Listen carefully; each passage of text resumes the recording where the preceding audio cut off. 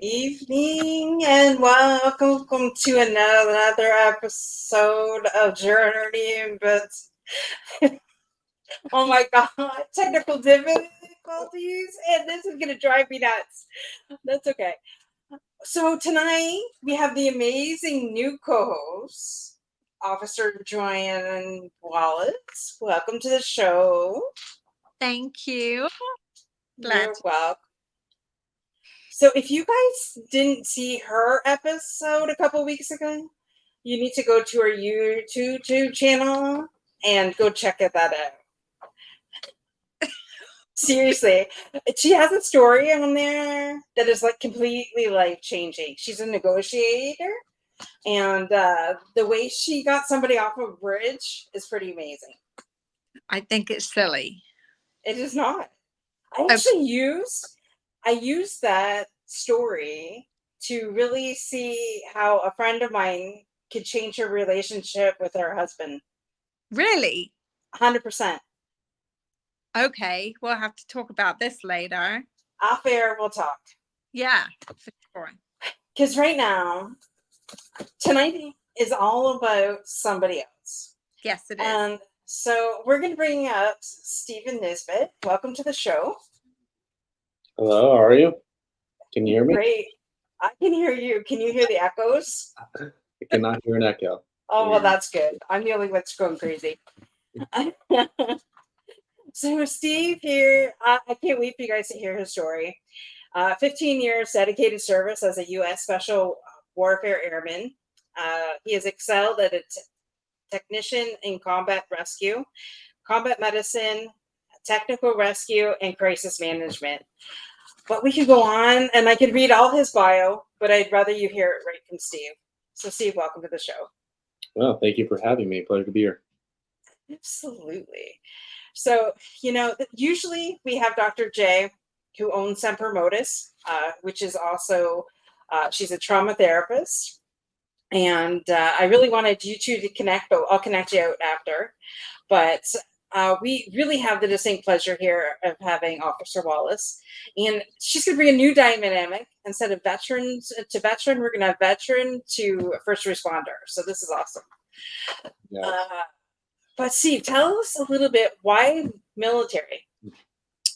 Why did I go down the military route? So let's go back. I was born in Colorado, Aurora, Colorado, and my family and I moved out to Tucson when I was 5, Tucson, Arizona. And so I've got a twin brother and an older brother, and spent most of my childhood in playing soccer. Like that's what I did. That's all I ever did, and that's what I wanted to do. That was the goal. And as I went through high school, I started to look at, okay, how does this work?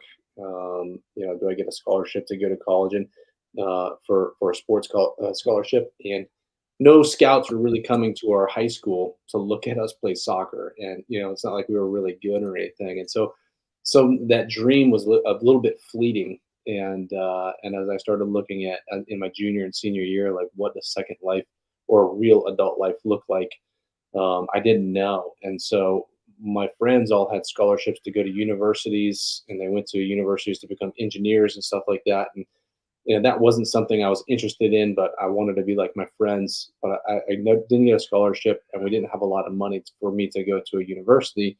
So I went to a community college out in Tucson, and I really enjoyed space, and I still do.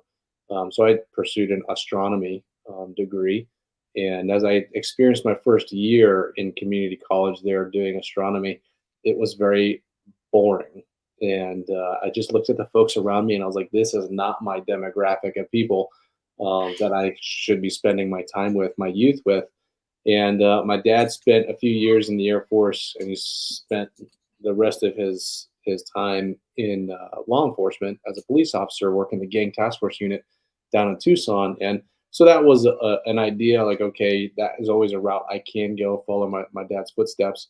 But another route is to go check out the Air Force, check out the military, and then the post 9/11 GI Bill, or Montgomery GI Bill at that time, was being advertised. And so I was like, okay, well, if I go into the Air Force, I can then get free schooling, and that's ultimately my scholarship, and then I can pursue that route and catch up to my pals, and then we can all be friends. And so I took the ASVAB and did really well on that. And so they said, all right, well, what do you want to do? And I said, well, what's really a challenging job that you can have that requires a high ASVAB score? And nuclear weapons apprentice was one of those. So working with nuclear weapons, I was like, that's cool. Like my friends are going to go work at Raytheon and IBM, like building missile parts and whatnot. So I was like, I can go like do that, learn a skill set, and then go work for Raytheon after that. That was the plan. So I walked out of the recruiter's office with paperwork signed, and a ready to go date. And I stepped outside there. Army recruiter happened to be standing right next to the Air Force recruiter outside smoking a cigarette. And he's like, hey, son, you want to be in special forces? And I was like, I don't want to be in the Army, but I've never thought of that. That had never crossed my mind.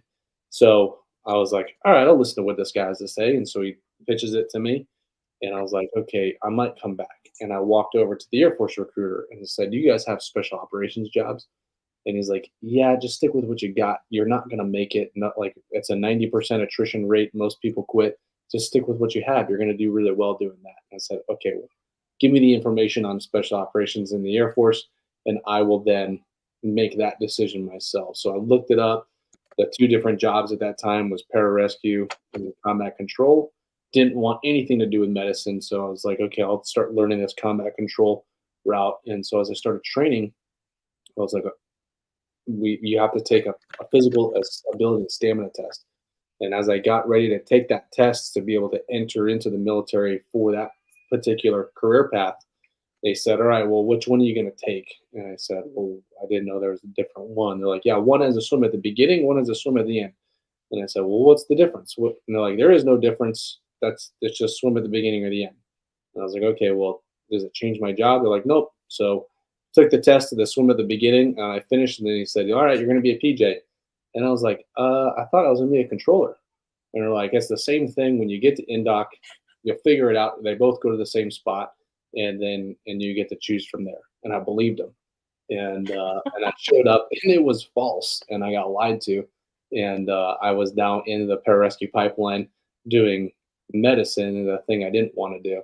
But ultimately was the pathway that was laid before me.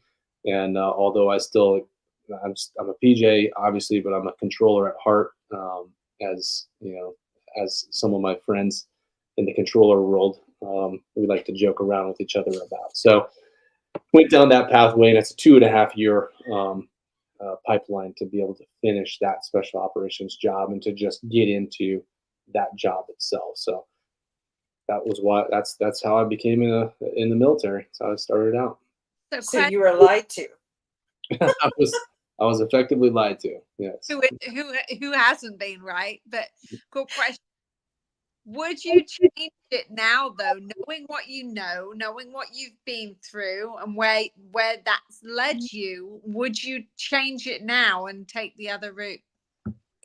I wouldn't, because even though I did not particularly want to do the medicine. It was a skill set. We're all nationally registered paramedics. It's a skill set that I can translate not just in my personal life. I can solve problems and treat people in an emergent situation. So I did develop a skill set. Now I don't like doing that. I still don't like. I never liked it. Still don't like doing it. But it is a skill set that I know. As I started to learn more about what combat controllers do and what they did, a lot of them very decorated career field, doing great things for the nation. I think that the PJ pathway was still the right one for me. But then the segue to the shields and stripes, like having that medical background gives you more of an understanding, right, of the human body, the mind, just how everything kind of comes into play, wouldn't you think? Maybe.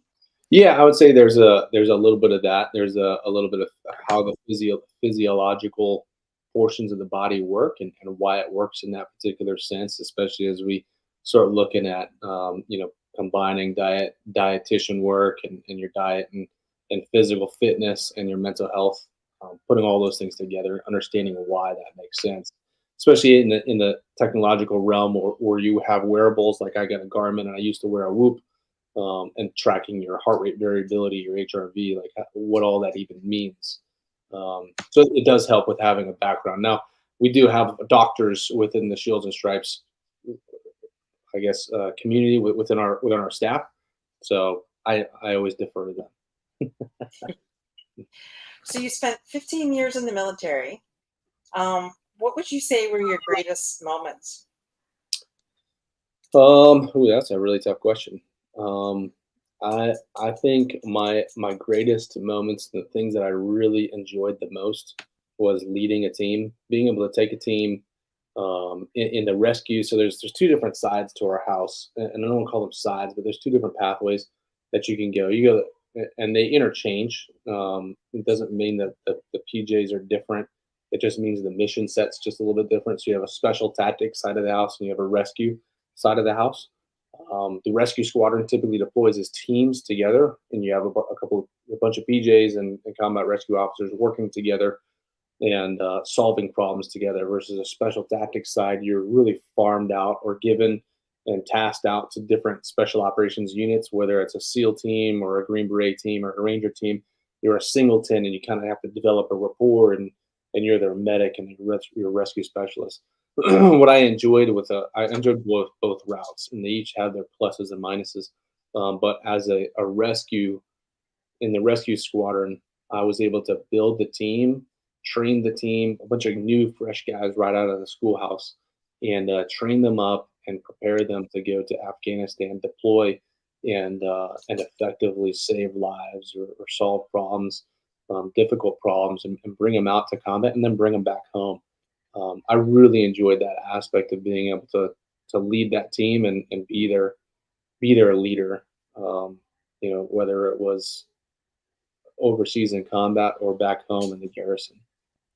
Did that add extra stress? Did you feel like, okay, as the one who's responsible for them, did you find that you had added weight on your shoulders about the responsibility if anything happened to any of them? How did that affect you? Yeah, absolutely, and that's going to the end of my career when there was an accident, a training accident where one of our teammates did pass away. Yeah, I have an immense amount of guilt about that because I was the team leader, and he was under my care, my watch. And he wasn't even my well, a member of my team. He was a guest onto my team coming out from another team to train with us. And so when that happened, yeah, obviously, you're going to feel an immense amount of responsibility because you're the one that's supposed to make sure everything is good to go and and they've been trained accordingly. And so any failures, uh, were I would always try to make sure and ensure that those were failures on my leadership or on my instruction for the young group, the younger guys, and any successes were successes of the team, and never the success of myself. So that was something that was always something I guess a pillar that I try to live by is making sure that the team had everything they need. And I never, as cliche as it is, I never asked them to do something that I wasn't already doing myself. And I made sure that they had everything that they needed. And even right now, running the Shield and Stripes organization, I do the same thing. I make sure that the team that is working hard to treat these first responders and these veterans have everything that they need. And I will do everything in my power to make sure that they do that. I read in the bio, I hope I'm not getting my wires mixed up here, but at the end, coming out, that you felt like you didn't have maybe the mental health that you needed. Yeah, so I think Uh, within this special operations community, you have and most soft special operations units have robust what's called preservation of the force and family staff members, and so they have just about every Green Beret, Navy SEAL, Air Force Special Warfare unit has strength conditioning coaches embedded, physical therapists, dietitians, psychologists, and they're all embedded within these units. So you can go in there and you can get individualized coaching. You can get an individualized diet plan. You can get your blood drawn and look at exactly what levels I'm at, and change your diet to make sure it fits whatever is deficient, or maybe you have too much inflammation in your body. How do you fix that through your diet versus through pharmaceuticals? And then you have your psychologist, which I leaned very heavily on towards the end of my career. Now, as I started approaching getting out and I started approaching the VA and checking into the VA, me checking into the VA where I live now, they said, okay, well, thanks for checking in. It's going to be about a year before you see somebody. And I was like, a year? That's a good thing I'm not walking to the top of a building, because like I'm going to get there before a year's up. Like, that's unacceptable. So, the standard of care that I was used to, and it was eye opening to me because I was so used to a standard of care. Well, like something that I was very used to, and now that's gone away. And then a realization that 97% of the rest of the DoD doesn't receive the care that myself and the several others receive, within the special operations community. So, and even more so, if you dig deeper, the first responder community, 100% of them don't receive the care that we receive. So, how do I bring that type of care to the rest of the forces? Because as much as it is cool to say you're a part of a special operations unit, a 7.62 round flying by you sounds exactly the same no matter what's on your chest, no matter what color hat you wear. It's all the same. So, doesn't mean my PTSD or my experiences are any different than a 101st Airborne Infantry or a Marine Infantry folk. That round, it sounds exactly the same. The damage it does is exactly the same. Doesn't matter who you are. I've heard, having conversations with Dr. Royster in the past, I've heard a lot about the deficiencies with the Veterans Affairs and getting people the help in a timely manner when they need it. My question, as far as the mental health, and it sounds like you guys in special operations had a good thing set up, like they were covering everything.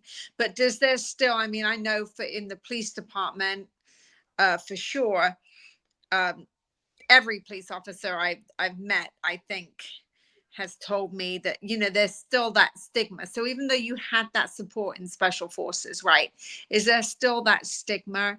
Like if you tell your teammates anything, you don't want to get pulled from the team, or you know what I'm talking about? Yeah. So I think that the last part, what you said there, is probably the thing that holds people back, holds our teammates back the most, because I don't think it's a stigma as much anymore, because it's so much well talked about, at least in the special operations community.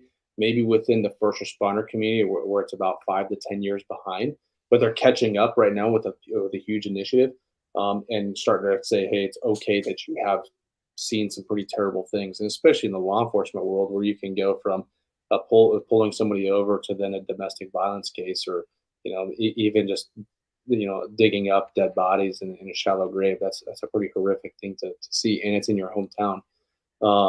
For us in the special operations community, and really all communities, for seeing a psychologist, it's a building a trust issue. But the concern is, like what you said, they're being pulled off the job. If I go say, like, hey, I've got a problem and I drink too much, or I have these weird thoughts, they're going to go, oh, okay, cool. So you're no longer deploying anymore, and you can go sit back over here. And then all of a sudden, like the teams are still moving so fast, and guys are coming off of the what we call green team, or new guys are filling these slots, and then your slot gets filled pretty quickly. And then you go, hey, I'm feeling better now. And then they're like, it's too hard to move you right now. How about you just stay with where you at? Hold what you got. And so you have a huge amount of, especially older guys that have just been deploying since 2008 to 2020, 2024 now, just rotating, between 10 and 20 deployments in all branches. And then now now they're saying, hey, I have a problem. And now that a lot of the VA and other mental health professionals are going, well, why didn't you say something before? I was like, well, because you would have told me I can't deploy anymore. And that's the one Right. thing that kept me going. That's a big thing, because I mean, my department is good. They're really ahead of a lot of other departments and leaps and bounds as far as taking care of our mental health. I mean, the chief's really on it, really trying to make sure that we're good. But there is, if I'm being honest, there is still that stigma. You got to be careful what you tell the doctor, because you might get pulled off the street. So as far as within the team, what would you say to somebody like they're thinking about coming to Shields and Stripes? What would you say to them if you knew that maybe they dealt with some not like hazing but bullying type things from other team members because of admitting, because there is that perception of weakness, even though it's not weakness, like it's like a physical injury. It's just in our head. Like, what would you say to somebody who's concerned about that kind of perception from others? Yeah, that's a really great question, and I got a couple different answers, but I think the best answer there is um, the only people that you should really care about of what they say are the people closest around you, and those that being your family. When I got out, I had a huge support network of the people that I worked with, and right now, like after I left, although I can talk to many of them, I can text them whenever I want. The people who are around me the most is my family. And if I didn't get better for them and I listened to what other people said, or if I chose not to, then it would have just been detrimental. So um, your family is going to be the one that's going to be around in 10, 20 years. Your friends, that they if you call them friends, they're not going to be there, especially if they're the ones that are saying, oh, stop being a wussy, or stop Right. overthinking things, like, or hey, let's just go out and have a drink and think about it. Like, okay, well, maybe that's not the most healthy like tool to solve some of these problems. Gotcha. I just want to back it up a little bit. What is Shields and Stripes for those people who have no idea what the foundation is? Yeah, great question. So as I said, as I started to leave the military and identify that those things were going away, or at least the standard of care that I was used to, and I was like, man, I got to do something for the folks, the other 97% of the DoD that's not special operators. Um, how do I get this type of that level of care to them? Um, Pursued an internship with a company called Exos. That Exos does pro performance training for professional athletes. That's what they're most notably known for. They also do corporate wellness and things like that. But they also have a program for special operators. If you get injured, you can go to their facility and get physical rehab. I had a shoulder injury. That's how I developed that relationship. I went there, and it was just fantastic. Kept those relationships, and as I was getting out, I asked, "Hey, can I use your guys' facility to bring in veterans and first responders to get a similar program to what you guys offer for special operators for physical rehab? But I'm also going to bring in medical health professional or mental health professionals and licensed therapists to also do the mental health portion." And they agreed to it. And it wasn't supposed to be actually until next year that I was going to do this. But because I had an internship and I had a plan for a job and to go to school and all these things and to figure out everything there is to know about business.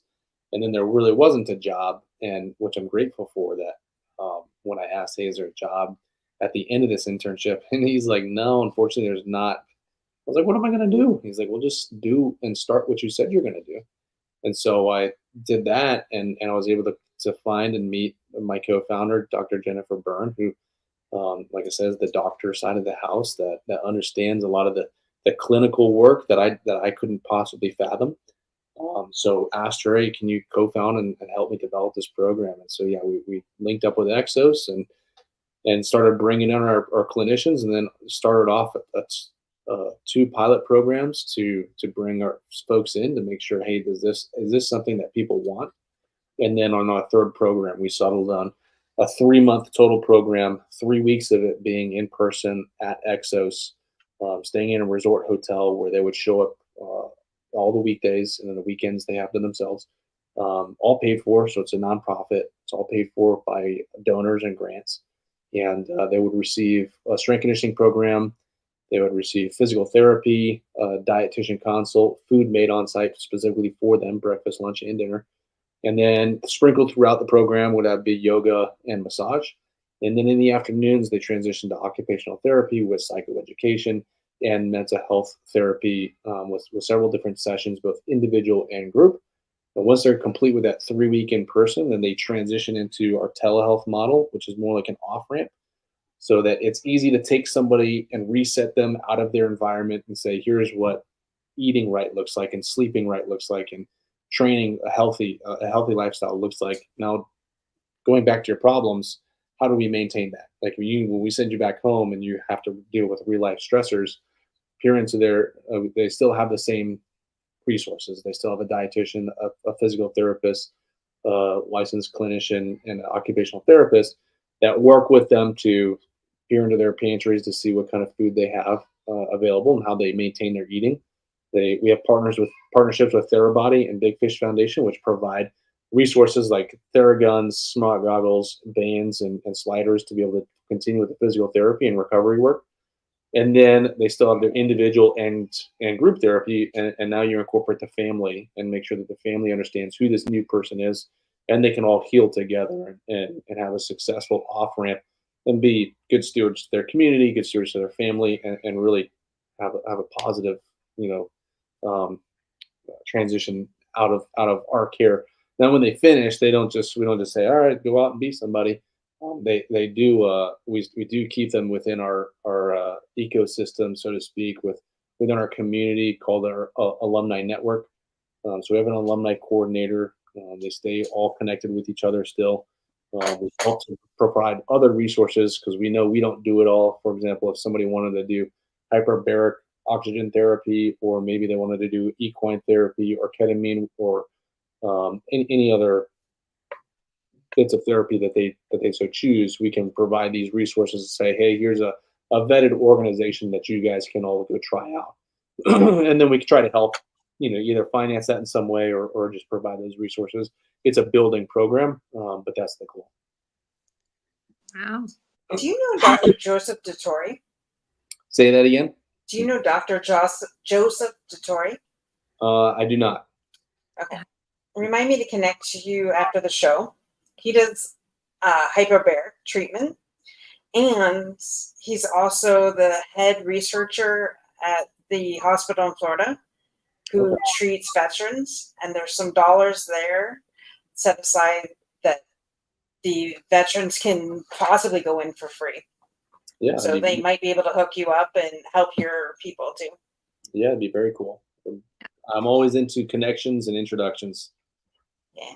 And I'm going to connect you with Dr. Royster as well, because that's another really good connection for you too. Yeah. Sure. Resources. She's got the connections with the horses and the hyperbaric and kayaking, I think. Just like there's a whole load of things that she's got, And she has Eric Anderson in her back pocket too. Yeah. When you're talking about equine therapy and things like that. Yeah. Awesome. So That's fantastic. the more people we can help, the better. And I think as we work as a collective instead of separately, we get more done. Yeah, absolutely. I'm always into collaboration. I love it.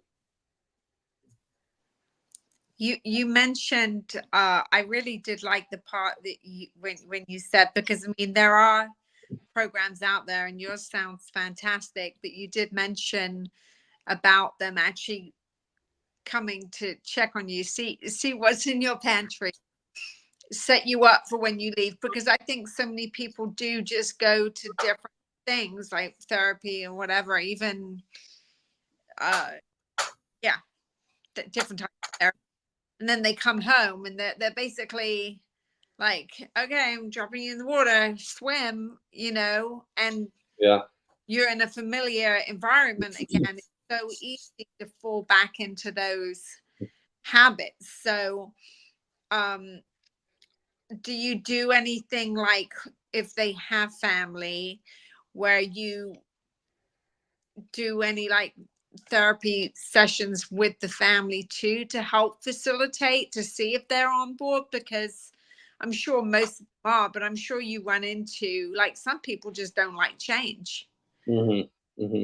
So do you ever deal with any like hard times with the family trying to get where they need to be?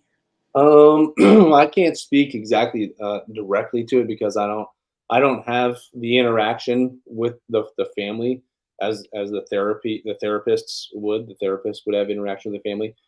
We do have some individuals who, yes, like the family is going to be very protective of their own family, which is fantastic. But usually, it's the family who has actually reached out to us Oh, versus the individual themselves. So when they see this new person come back and they're like, wow, like I'll give you just an example that I'm sure some folks can relate to is one of the folks that went through our program. He went through and when he left, his kids were referring to him as a Bergen. And for those of you that have watched Trolls, a Bergen is like one of these giant gray trolls, ogre things that's just like always grumpy all the time, and oh, nobody likes, just the antagonist of My the. dad. And so when he left our program and went back home, his kids then referred to him as the Hulk, which is strong and something that somebody that you look up to as a hero, especially in the Avengers series. So that's through a child's eyes to be able to see that type of change is a pretty great testimony, and he's not the only one that has experienced that. As it's one of our earlier groups that went through, one of the dads that got back home, or one of the individuals that got back home.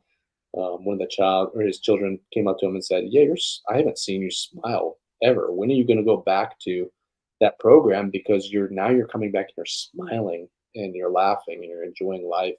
So it's very rewarding to see those types of things. But yeah, I guess to answer your question, I haven't seen any like pushback from the family ever. We have seen like when individuals show up that they do push back because maybe it's that they're used to a specific fad diet, like they only eat meat, or maybe like right. um, like a keto diet or something like that. Well, these dietitians that are working for this particular company for Exos are training NFL athletes and pro athletes and like millionaire athletes, and so they're being fed the food that they're being fed, and there's a reason why they're being fed that food so they can perform really well. So Right. I mean it's hard to break a habit when somebody has this habit. Like, yes, I get it, that's a fad diet and you're going to look at YouTube, but also there's a lot of science behind what is being built here. So like try that out for the 3 weeks you're here, see what it does. And when they start feeling a lot better, it's a big change. It's a pretty cool thing to see. That's interesting. It's good. Yeah. Dr. Royster just chimed in and said she just landed in Ohio. That was fantastic. So glad you're safe. Uh, and I'll connect you two after when she's back. Sure. That sounds like a really great program. I like the fact that you still have aftercare because that is needed. You go to these programs, you feel like you're Hercules, everything's great. You go home, and life starts again, right? And sometimes, yes, our PTSD can be from work, but I think our families sometimes add to it. Mm-hmm. Doesn't mean that they would meaning to do that, but life is life, and we don't really necessarily tell them about our triggers or why we're triggered either. So having that aftercare is important. Yeah, absolutely. I think that's one thing that typically a lot of our donors ask that question is like, hey, well, what happens when they leave your guys' care? What do you guys do for them afterwards? And I'm grateful that we have a solution for that. We have an answer. We don't just say, well, they just go out and do their thing. So like that, we actually have a solution, and we stay in close contact. In fact, a lot of them want to continue to help out, and because they feel, I think a lot of them, and I say I don't want to say a lot of them, but I've heard a few of them voice that they feel guilty that they've received such amazing care. Their words, not mine. Um, but they receive this care, and now they want to find a way to deliver that back to somebody else, or at least help provide that with somebody else. And so they're actively wanting to share what we do or find ways to get involved, which is it's a cool and great thing to see, and just finding now trying to find ways to manage them and get them into places that they can speak and share our message. That's another goal of ours, and it helps them feel um, like they have purpose. I think purpose is a huge part of what a lot of folks like us, when we get out of them, either the service of some sort, whether it's retired, either you lose a sense of purpose, and so when we give that back to them, it's huge. So where do you see Shields and Stripes? So that where would you ultimately, like, let's just say 10 years down the line, if you could have it your way, what would you, where would you see the organization, like, expanded, like offering more types of therapy, or just reaching out to more like cities as far as police departments? Like, how do these people hear about you and then contact you to help you grow? Yeah, I think when I look at two two two pathways that'll happen at the same time, it's, traveling parallel to each other, and we're talking like 20, 30 years down the road when I can hang my hat up and say mission success. Is number one to independently operate our own facilities and within every single state, so that people don't have to fly to us, because it is a challenge that they have to fly to us and pull themselves away from the family. Now, some of that's necessary for them to be able to heal, but being able to build something that's for the local populace, whether it's for first responders and veterans in the local area, that they can go and get seen for care, and just having a program in that having a program for them that's easily accessible for them in their state. And then the second parallel to that would be having somewhat of a campus, and you have something larger than what we have now, or what we're partnered with now. You have our own kind of performance facility with essentially a village, so to speak, for lodging and for families or for the individuals to stay. And then you'd have all the different types of therapies and added therapies. I'd love to have a physician on staff to be able to do blood work. We do blood work, but be able to do a little bit more in depth as far as maybe hormone treatment is something that an individual needs, or even TMS or MERT, which is transmagnetic stimulation, transcranial magnetic stimulation for TBIs, and even having a oxygen hyperbaric chamber on campus there. So both of those happening at the same time, having some like minor, like smaller clinics, like what we run now in every state, and then you have a large campus where people would travel from all over to receive care. I know I, for one, when I will be talking to my CISM team leaders, letting them know about you guys, to let them know what you do, because I think it's one of those things that I think that most people, maybe departments, are just not aware that's available. Like most, and I can only talk about police departments, really have, we have our department psychologists, and we do maybe like, EAP and that kind of thing. But Mm. I think it's education, so they just know that these type of things are available. Right, exactly. We're kind of ahead. My department's kind of ahead with that kind of stuff, but the more resources, the better. We need to get you out there so people can hear about you and all that kind of stuff. And then obviously funding as well, because these things aren't cheap, I'm sure. Yeah, absolutely. So it costs about between $15,000 and $20,000 to put somebody through the full 3-month program. And usually that's, whether it's sponsored by a particular organization. Let's say, for example, if a Green Beret goes through our program, then the Green Beret Foundation has been really great at sponsoring that individual's entire um, experience going through the program. And then we have a lot of general donations or general donors, whether it's $10 or $20 or a couple $100. all of that goes towards the individual going through the program. And then we host different events like galas, golf fundraisers, 5Ks, things like that, that help it both share the message of what we're doing and bring in the funding. We do have somewhat of a backlog of like 100+ individuals who have applied previously. Mm. That's the challenge is like now the demand is high, and now we need to raise the funds to be able to increase the amount of programs that we're running so that we can help more people.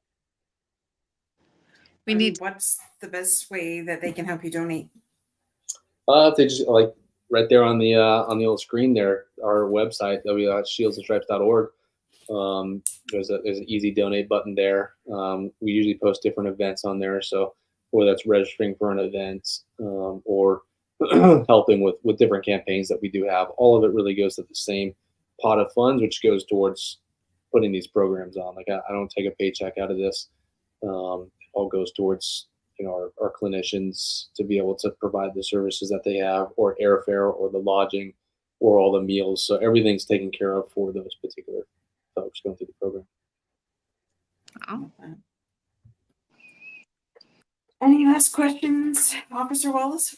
I think we received a lot of really good information. Like I really look forward to telling my people about it. You know, Yeah, just yeah, okay.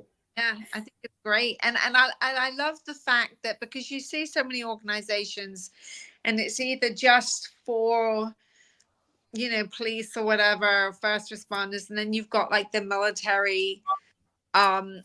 I do like the collaboration. I do like the fact that we recognize that we all, and I saw on your website and it said, your average officer who served in the military and being an officer, and then it lists all the things that they've seen. And I'm like, wow, pretty much all of it. And I was never even in the military. Sometimes, unfortunately for officers, it's warfare. It's just at home. And it looks like you, unfortunately, sometimes. And then there's the different, services that we're meant to be providing, that we provide for people. It just is a very blurry line sometimes. But it's great to see that you guys have recognized that, it's very similar for veterans and officers, because that's something I've wanted to push for a long time. Yeah, absolutely. I think, one thing that we're fortunate that when we experience at least in the combat sense, when we go through traumatic events of our life being threatened, typically most of us it's overseas, and then we have some time to decompress coming back, and for the most part we feel safe within our home, right? Where there's not somebody looking for us.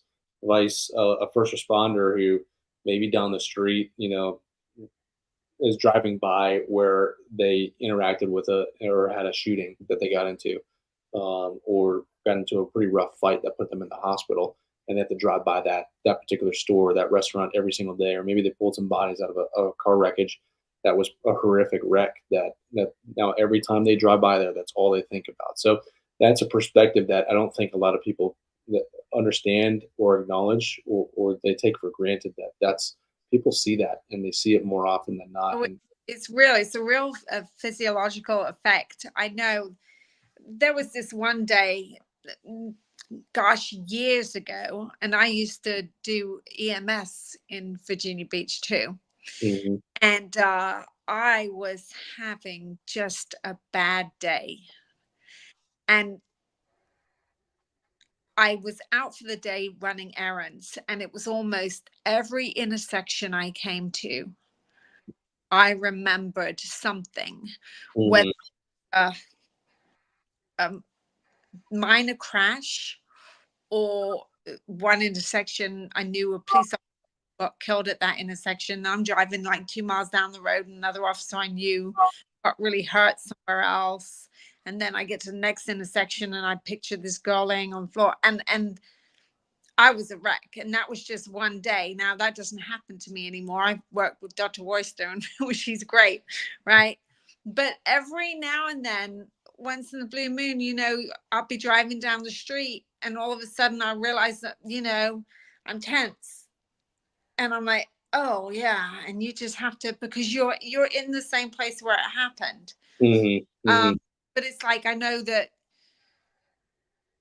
when military personnel come back, they might hear certain noises, or a kid might come up to them and it remind them of, like, we all have our different ghosts, I guess, Right. and affect us in different ways, but the same. So I just, you know, I Yeah. think it's that we're Yeah, and I guess I'd also like to highlight is, you know, a lot of some of our folks, or several of the folks who have gone through our program, it wasn't combat that they experienced their traumas. It was MST. It was sexual trauma, and I can't imagine the that type of loss in trust with you know, whoever perpetrated that act, um, and that gender in which they received that act. So I can't imagine not feeling safe around anybody after something like that took place.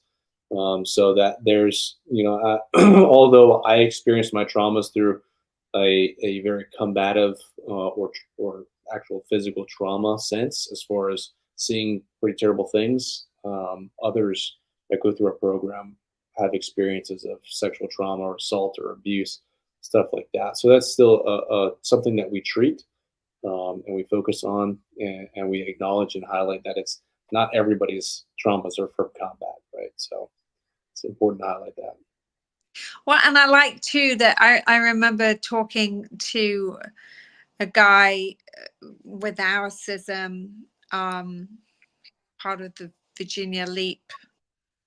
I can't think what that acronym stands for right now. I should know, right, being a system officer. But anyway, explained that sometimes people don't want to speak up in a group or go to get that help because they're like, well, okay, they know they're traumatized by something, but then they compare themselves to somebody else. So, well, my trauma's not as bad as yours. Like, you got shot.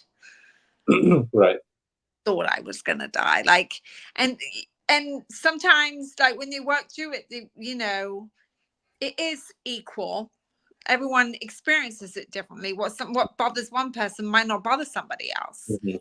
But I have seen where people downplay and like, well, it's not that it's not like I got shot or something, like, you know. So I like the fact that you guys recognize that they're equal. Yeah, yeah, exactly that. I think that's what we experience the most. Is a lot of first responders say, "Well, I didn't lose my legs," or like, you know, like I didn't see the things you said. And I was like, I also haven't seen the stuff you've seen. Like, so you know, that comparing yourself to somebody else is probably about the worst thing you can do, especially in the world of healing from trauma. Everybody is deserving of having some sort of treatment, and regardless of what it was caused by, you know, you're experiencing that. So it needs to be healed. So don't compare yourself to somebody else. 100%. Good mess. So there's one question we ask everybody on the show. What is the one thing no one knows about you? Oh, one thing that nobody knows about me. Wow.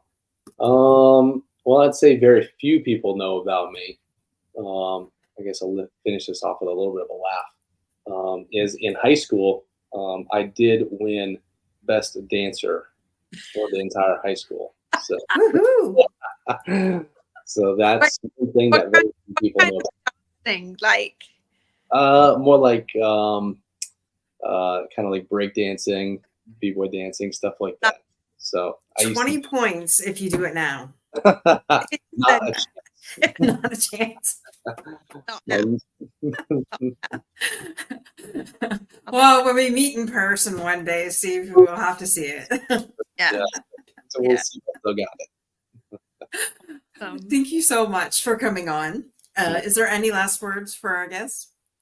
No, I appreciate you all having me. I think I like to finish off a lot of shows with or podcasts with if ever that you are experiencing some sort of event or crisis, you know, and you're thinking about taking your own life, just remember that it's always a matter of seconds that decision is made, that can't be taken back. If you just wait a little bit, usually you can get through it. Talk to somebody, call somebody up, text them, whatever you're gonna do. But it's not worth the amount of anguish that the family members and the people who care about you are going to go through. So I always like to finish with that. Just wait. Thank you for Like- saying that. Yeah. Because as somebody who's lost a family member to suicide, 25 years later, I remember it like it was yesterday. Mhm. So one split decision, and it's a lifetime effect for other people too. So like Steve said, just reach out. Yeah. I love that. Any last words, Drew? Right. Ryan? I would say like it really, someone told me once, it had a profound effect. And sometimes you never know what other people are going through. Just smiling at somebody when you walk past in the store, being kind. Sometimes that's the only difference it takes to that, for someone not to do something that day. Mm-hmm. Just human interaction with people we don't know out on the street. To be genuine and just nice to other people. That might be the one thing that just made them not say, okay, I'm done. Because sometimes people are literally walking around in their head as they walk into 7-Eleven. They're like, I'm just done. I hate everybody. And sometimes just a kind smile is just enough to make somebody go, okay, the world's not that bad. Mm-hmm. Absolutely. Absolutely. Thank you both so much for your time tonight. I thoroughly enjoyed this, and I know everybody listening in has definitely gotten a lot of things out of tonight's show. Reach out to Steve and Shields and Stripes and get the help that you need, and just let us know how we can support you going forward. And remember to subscribe to our YouTube channel and share with everybody that you know. Be kind, be safe, and see you same time, same channel next week. Bye for now.